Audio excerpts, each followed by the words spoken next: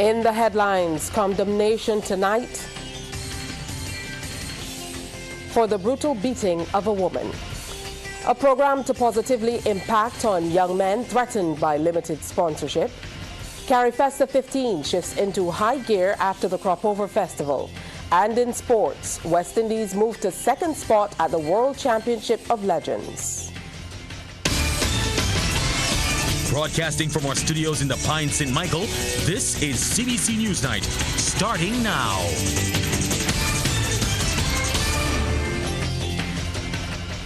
Good evening to you and welcome. Thank you so much for joining us for this evening's presentation. Condemnation tonight for the National Organization of Women, from the National Organization of Women, about a brutal beating of a woman caught on camera and circulated on social media. We must warn you, this video may be disturbing. Now, President Melissa Savory Gittins says that in addition to the assault, what is also upsetting about the video is that no one intervened to stop it. She tells CBC News the physical abuse and reaction from onlookers should be frowned upon. Somebody is holding that phone recording it, and without trying to stop a car, without trying to flag down somebody, without trying to do something to help save this woman's life, because it could have been worse. And unfortunately, we could have lost her yesterday for a simple matter based on what was being said that the issue was. I know people would say they did not know what the issue was, but in my mind, it doesn't matter. There's a situation, the person needs help. My first response is to get help for that person. Ms. Savory Gittins says the incident shows there's a complete shift in community spirit and dynamics. Years ago, that would not have happened. You see something, you try your best to try to help the person out of the situation, especially a man beating a woman. So I was very disappointed in the whole matter, how it was handled. And, I do wish her well. And, we have to now be more cognizant of how we as people, not only as women, but as people, interact with other people, because it can escalate almost to the point of death if we don't be careful. Meanwhile, the St. Michael man charged in relation to that incident was taken before the court today and has been remanded to Barbados Prison Service Dodds. Jamal Rawson Ronaldo Haynes, 39, of Johnson Land, Green Hill, St. Michael, pleaded guilty to assaulting Onika Paul Ford, occasioning her actual bodily harm, and 2 counts of criminal damage. He appeared before Chief Magistrate Ian Weeks in the Criminal Court No. 1 in the precincts of the District A Magistrates Court earlier today. Haynes will reappear in court on August 19th.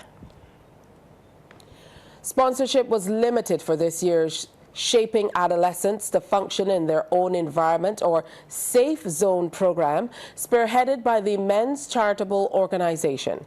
Founder Fabian Sargent says while the Sandy Lane Charitable Trust and Ministry of People Empowerment contributed to the cause, the overall funding was insufficient. He adds, however, that because the developmental program, which targets young males, is needed now more than ever, all efforts were made to pull it off. He was speaking during the closing ceremony at the Barbados Community College. I must tell you, this year has been a struggle. It has been a struggle. And, while driving coming here, I sat and I said to myself, Fabian, you guys would have done it, because the support this year was definitely not there. We did not get the level of financial support that we would have liked to really run this program. But I always say, even in the absence of money, this has to go on, because these young men without this program could either end up in the system, they can end up dead, they can end up within gangs. The annual program, which ran from May 31st to July 19th, is designed to encourage growth, self-discovery, and empowerment among participants through socio-emotional development sessions and psychoeducation covering key topics. Sargent says it continues to change the lives of many young males. We see a situation where young men and boys continue to fall within the system. Only recently we've had a 13-year-old who was expelled from school. And, you know, a lot of people, when they hear these things, they say, but the law says this and the law says that. Well, I will tell the public that we have a major problem in Barbados with boys under the age of 16 being expelled and suspended from school and are being home doing nothing because they cannot access SJPA at 14 or 15. They cannot get into skills training, and they are very limited, if any, post-secondary programs for boys. And addressing the ceremony, Member of Parliament for the city, Cory Lane, shared his concern that heightened security measures at school plants in response to a few unfortunate incidents appears to be pushing parents away.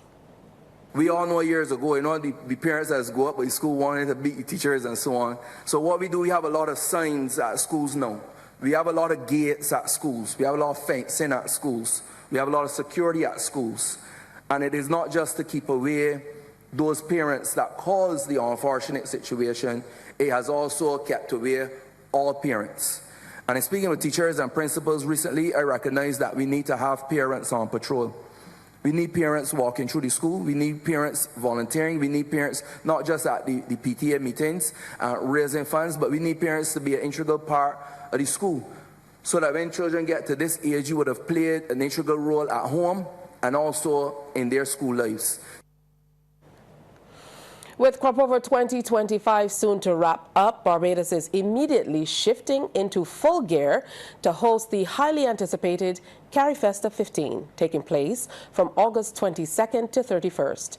Director of the Barbados Tourism Marketing Inc., Graham Clark, says it will be 10 days of immersive experience in Caribbean culture, art, music, and dance. There's going to be lots in store. 25 countries are going to be joining us for that exposition and that expedition that we're going on to celebrate the excellence of Caribbean culture. There'll be folks coming from Ghana, from Brazil, from Colombia, from Cuba, and of course, all of our dear friends and neighbors within the CARICOM region. So we're really looking forward to welcoming you. Barbados is ready, we are prepared, and this is going to be an exhilarating experience for all. There is obviously 150 plus activities that are on our schedule. There's a sneak peek that you can get of the schedule online. The director says while there will be a youth village at the Barbados Community College, the main village will be based at the National Botanical Gardens, Waterford, St. Michael. And he adds that as Barbados is known to be the culinary capital of the Caribbean, the island is claiming that space and will be showing off why it has that status during CariFesta. So we want to put on show our chefs who will be giving you special tastes of our delights, specially prepared Barbadian meals. And Barbados is also the birthplace of rum. So how can you come to Barbados and not experience the cocktail and the mixes of the rum that we have produced for over 300 years? We are excited about welcoming the region. This is really an opportunity after COVID to really exhale, to breathe, and to yes, just to exhibit that potential that has been lying a little dormant within all of us. Creators from all over the Caribbean will be there, and we look forward to welcoming all of you. And he shares what those who want to get more information on CariFesta 15 in Barbados can do. Please go to our website, www.carifest.net, for more information, or visit barbados.org/CariFesta for all of your information. And we encourage you to book early. Book now. we have some packages available for you. The accommodation sector, our airline partners are on board, and we are ready to welcome the Caribbean and the rest of the world to CariFesta 15. Now, a casting call has been made for local fashionistas to strut their stuff in hopes of being selected to walk the runway during CariFesta 15. CariFesta's fashion coordinator, Candy Nichols, says the event takes place at the Queen's Park Steel Shed this coming Friday from 11 o'clock to 5 p.m. And there's a height requirement for those wanting to participate.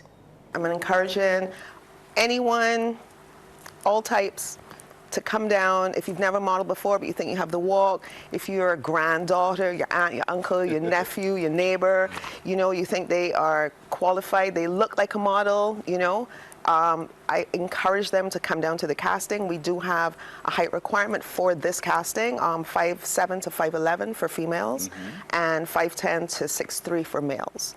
We are also looking for curve models, of course, all ethnicities, everybody, just come on out. Ms. Nichols says when people think about fashion, they tend to focus only on design, but that is not all that's required. I have also a workshop for models. It's called a casting call. And so I have top agents from Next Model Management, from Wilhelmina, from a company called Ask a Model Agent. I have a model coming for that, a Bajan model. I have a top photographer from a TV show coming. Kind of work it out. He's English.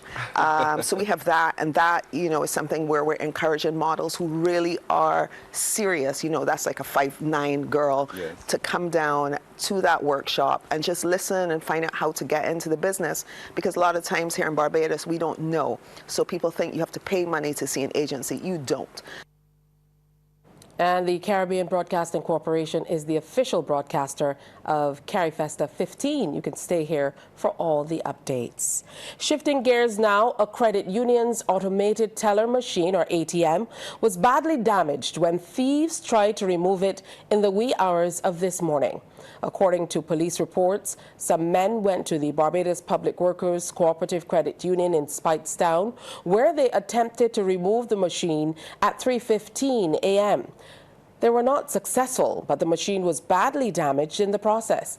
Efforts to reach management at the credit union for comment were unsuccessful up to news time. Police are investigating. Well, coming up, an invitation for everyone to participate in the Day of National Significance celebrations. Barbadians have been invited to take part in this year's Day of National Significance celebrations. However, Barbados Ambassador to CARICOM, His Excellency David Comishong, says this year there will be a focus on regional uprisings of the 1930s. Celebrations kick off on Saturday at Golden Square Freedom Park in the city, culminating in a concert.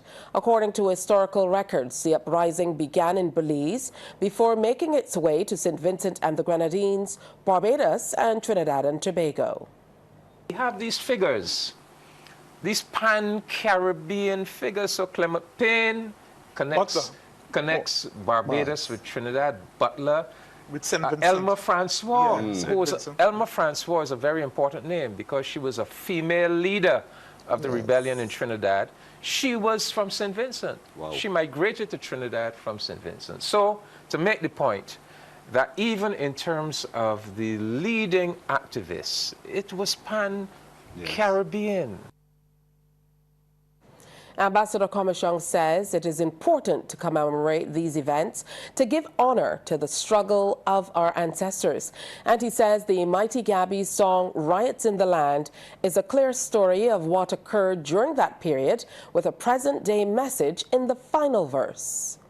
I guess that is one of the reasons why it is so important that we commemorate these events, because it reminds us, you know, of what happened, and it says to us, be conscious, you know, all of that suffering, all of that struggle has to mean something, and we have to, so it is sending an annual message to us that we must do honor to those efforts, to all that suffering, to all of that striving by our ancestors, by creating the kind of society of justice and democracy and fairness and social equality. The Barbados Regiment continues to produce men and women who go on to be upstanding citizens of this country. And those who were included in the intake of 1975 continue to hold their own in different arenas across Barbados. This year, they celebrated 50 years of service to Barbados with a series of events, one of which was a church service held at the St. George Parish Church. Rachel Agard has that story.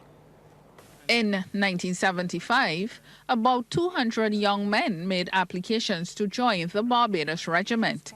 They have now all served their tenure, but they remain committed to the cause of military life.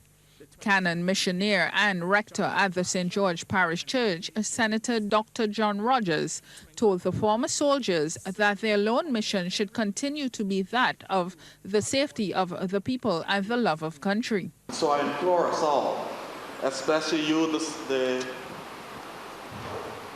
group of recruitment group intake 175, 1975, as you celebrate your 50 years.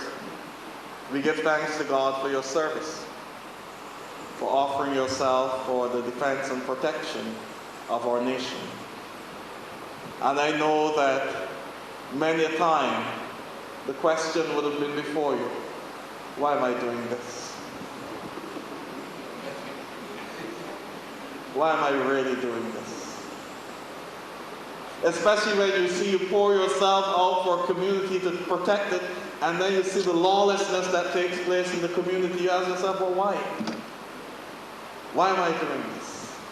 Reverend Rogers said though they no longer bear arms, their tour of service is not complete. As long as there is breath, there is work to be done.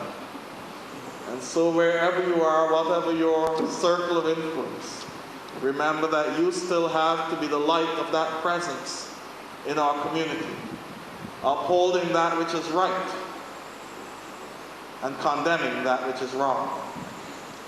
Because one of the things that this question brings out, and this particular passage brings out, as it asks us, why do you do the good that you do? Is that we have to ask ourselves on a national level at this point in time, as we see our young people, particularly our young men, terrorizing our communities. We have to ask ourselves about our responses to these things.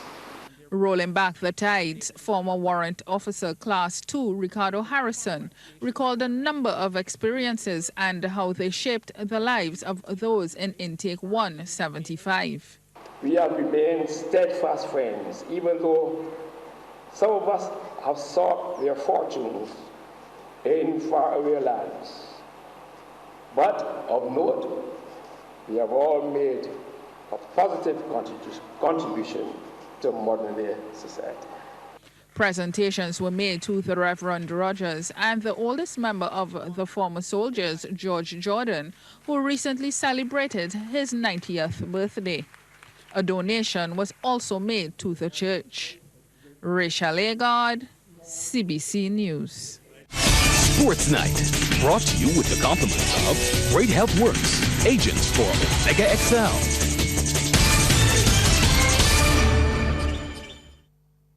Well, it's sports time now with Anne-Marie Burt, and I'm told you have some good news tonight. West Indies and Australia are set to clash again in tonight's second T20 International at the Sabina Park in Jamaica. West Indies showed signs of brilliance with the bat at the ball in the first match on Sunday, but failed to deliver a positive result as they went down by 3 wickets. All-rounder Jason Holder says the regional side is still confident of winning the series despite the early loss. He contends the team needs to sharpen up some key areas in both the batting and bowling departments. This is a game of execution, and it's a game of small margins as well too. A few balls could have gone to hand, but having said that, that's the way the game is played. But as you said, I think maybe we could probably look at 1 or 2 plans that we have to the opposition and try to see if we can just bring the RA game for the next game. Yeah, there was obviously a high boundary current with the Aussies, so I think if we can limit that, you know, maybe cut a few of the 6s to 4s, maybe 4s to 2s or 3s, you know, that adds up in the end. You know, having said that, I think our execution could be better, and if we execute better, I think that those margins could come down a little bit. I don't think we could really probably hit the top order that well. I mean, that much, but I think if anything, the lower half can probably, you know, spend a few more balls before we start to hit. But I think the situation in the game was one where we believed that it was a 200-odd pitch, and, you know, guys thought that, you know, we had to come in and go hard.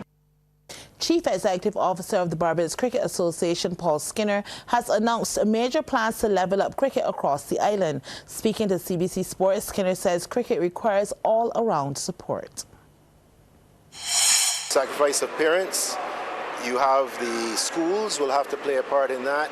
You have the clubs, integral part as well, because once they're not in school again, these athletes should be involved in club cricket in some form where you then have elders to look up. After clubs then, of course, the BCA has to provide the glue to pull that all together. We also have a membership of the BCA. They play an important part. They demonstrated by being part members of the association their interest in the cricket in general, and I assume that by extension cricket development. So they too play a broad part in making it happen. And then lastly, but certainly not least, well, the two more, corporate Barbados and the private sector have to play their part, because it does take quite a bit to put on cricket games. Some of the sports is a lot easier to, certainly for equipment for the actual athletes, but also the preparation of grounds and pitches. Does take some funding, and of course then now the last factor is government and the part they play through National Sports Council and those entities in supporting what is happening, working with the BCA to develop a robust system of developing that youth talent in the schools and bringing them through the various age groups into regional and international cricket. The Business Report, brought to you by the Youth Entrepreneurship Scheme, a department of the Ministry of Youth and Community Empowerment, supporting young entrepreneurs from idea to enterprise. Avoiding financial traps was brought into sharp focus at this year's Network Yes ceremony. The session, held at the Penthouse, Lime Grove, Holetown, St. James at the weekend, brought together a cross-section of public and private sector business leaders, as well as cohorts of the Youth Entrepreneurship Scheme for a 5-hour mix and mingle session. And before financial consultant and chief executive officer at A Purpose Life, Marcia Armstrong, delivered her message, Minister of Youth, Sports and Community Empowerment Charles Griffith told the gathering Network Yes was timely as it sets the tune for the development of a new and young demographic. Trevor Thorpe knows more. The minister said it was a broad-based approach to training being followed by the Youth Entrepreneurship Scheme, and he and his team are impressed with the results. Minister Griffith told the cohorts to make good use of the opportunities afforded them by the network programme. I'm fully expecting, like I said, this is mix and mingle. I hope that by the end of the night that the relationships that are forged here tonight will allow our young people to continue to fly and to have the businesses that were started by them expanded to an extent where we now move off island and go in the region and then beyond. Financial consultant and chief executive officer at A Purpose Life, Marcia Armstrong, in her remarks, warned the young entrepreneurs against financial traps and how to spot them. No record, no proof. Running a business with your mouth is not the same as running a business with your money. Many of us say with our mouths that we have a business, but do we actually look like the business? All right? So many entrepreneurs operate with no system to track income and expenses. Often, people seek help when they need financing, and by then, everything becomes urgent, and we know when things become urgent, they also become expensive. The financial consultant said writing invoices is easy, but many young entrepreneurs fall down on tracking expenses. And therefore, without proper records, you can't confidently price your products or your services. You're either undercharging or overcharging, both of which can hurt your business. Accurate data informs smart pricing. And why does this matter?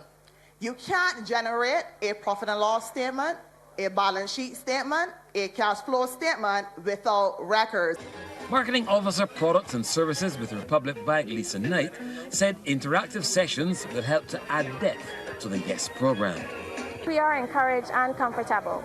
It is slated that later in the camp, our senior manager, retail banking, Ms. Sandra Reefer-Wallison, she will come and give the students a presentation on business and money matters, basically. So she will give them financial information on how to open an account, how to deal with funding their account, and how to manage their money while running a business. Classroom sessions, business tours, and hands-on exercises are on the YES Summer Camp program. Trevor Thorpe for the YES Business Report.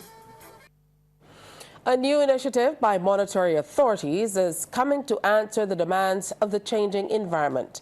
Governor of the Barbados Central Bank, Dr. Kevin Greenidge, spoke about it as he outlined a number of measures under consideration by regional and international central banks. He was speaking during the 45th review seminar at the Radisson Aquatica. One of those products is a regional liquidity financing facility, where all 60 or 70 countries will get together and build a financing facility to deal with shocks and to innovate in terms of how we respond to crisis. So I just say that it's not just Barbados, it's not just a region, it's a global thing where central banks have to change their role in what they're doing in order to be able to be leaders in moving our economies forward. Sports Night, brought to you with the compliments of Great Health Works, agents for Omega XL.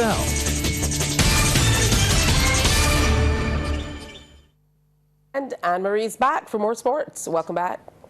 Thank you, Tisha. And I promise you motorsport. Josh Reed and Dane Skeet shared the top honors when the Motoring Club of Barbados Full Throttle event took to the roads from Lambert to Pickering, St. Lucie recently. The first event was won by Josh Reed in a time of 2 minutes 05.62 seconds ahead of Skeet in 2 minutes 06.43 and Mark Thompson in 2 minutes 09.38. Let's however take a look at the second round of action, where saw the tables turned for top honors.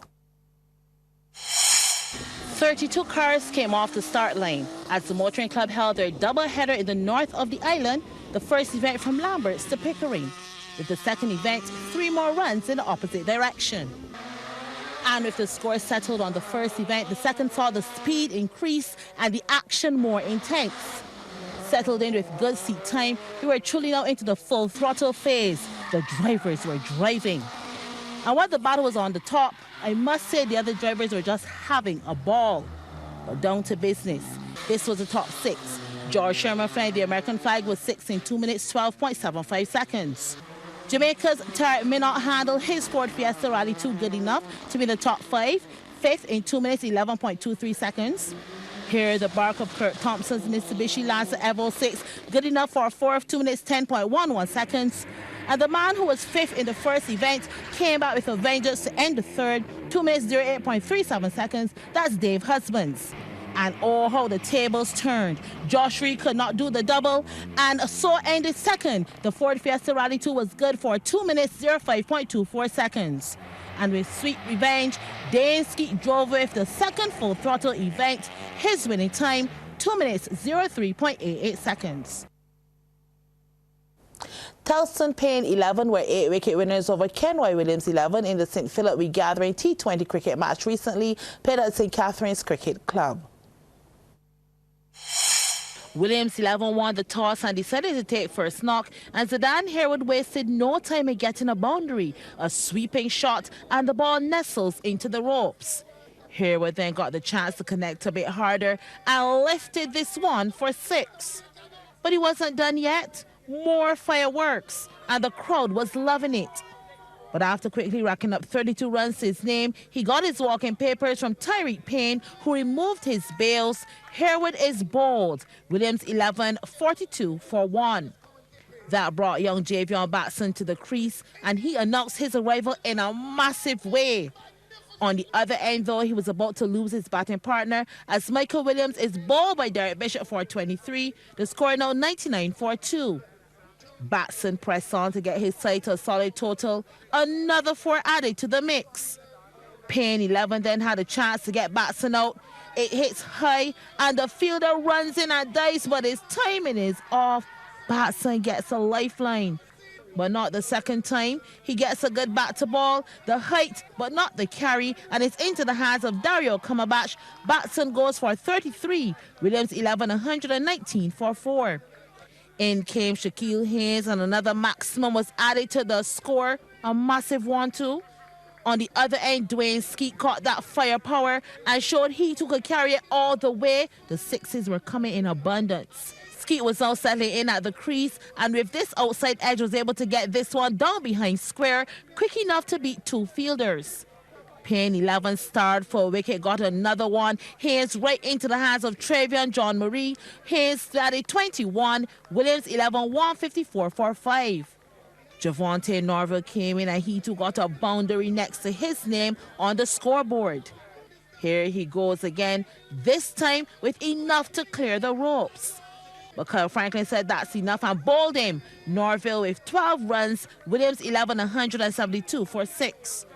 Innings may have been winding down, but runs were still there to be made. This 4 from Stephen Payne, literally handed to him by the fielder. And on the very last ball of the innings, Payne found himself bowled by Rashawn Archer. Williams 11 posted 187 for 7. Skeet unbeaten on 28. Payne 11 need 189 to win. And Payne 11 did get those runs. They scored 189 for 2. Shamar Gittins was the star with an unbeaten 130 with 4 fours and 14 sixes. And that's it for sports. So back over to you, Tisha. Well, thank you so much. I guess I'm supposed to say Damien because that's what it says, but somebody obviously had a long day. Thank you, Anne-Marie. And before we go, earlier we told you that the Barbados Public Workers Cooperative Credit Union's automatic teller machine in Speightstown was damaged by bandits. However, the location of the machine was actually 1.25 miles. And that's news. Thank you so much for spending the time with us. On behalf of the entire crew, do enjoy the rest of your evening.